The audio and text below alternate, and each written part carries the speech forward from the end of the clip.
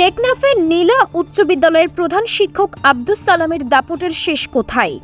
আওয়ামী লীগের নেতা হয়েও এখন পরিচয় দিচ্ছেন বিএনপি।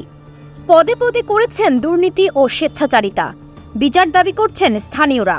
বিস্তারিত দেখুন টেকনাফ থেকে ফাহিম হাসান সাদিকের করা ৩ পর্বের ধারাবাহিক অনুসন্ধানী প্রতিবেদনের প্রথম পর্বে।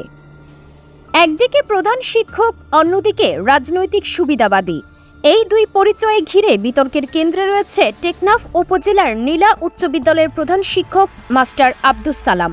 অতীতে আওয়ামী লীগের শিক্ষা ও মানব সম্পদ বিষয়ক সম্পাদক থাকা এই শিক্ষক বর্তমান সময়ে বিএনপির ছত্রছায়ায় থেকে রাজনৈতিক রং বদলে ফায়দা নিচ্ছেন বলে অভিযোগ উঠেছে। শুধু তাই নয়, বিদ্যালয়ের ফান্ডের অর্থ আত্মসাতের অভিযোগেও তার বিরুদ্ধে বিক্ষোভে ফেটে পড়েছিল শিক্ষার্থীরা।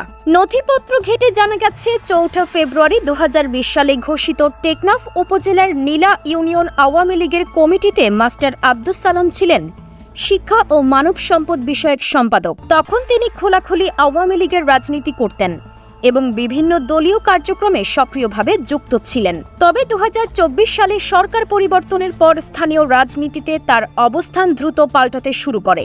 অভিযোগ রয়েছে তিনি এখন জেলা বিএনপির একটি শক্তিশালী গ্রুপের পৃষ্ঠপোষকতায় নিরাপদ অবস্থানে রয়েছে এবং নিজের প্রভাব খাটাচ্ছেন বিদ্যালয় ব্যবস্থাপনায়। এরই মধ্যে বিদ্যালয়ের একটি বিশেষ ফান্ড থেকে অর্থ আত্মসাতের অভিযোগ ওঠে তার বিরুদ্ধে।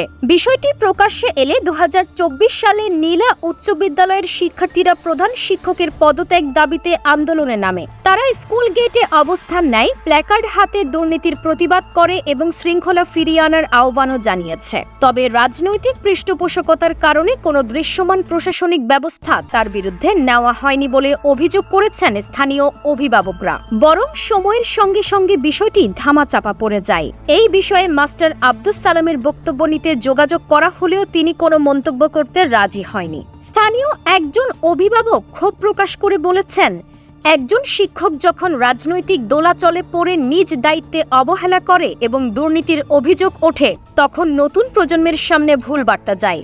এটা শুধু স্কুল নয়, সমাজের জন্য মারাত্মক ক্ষতি। স্থানীয়রা প্রধান শিক্ষক সালামের বিচার দাবি করছেন।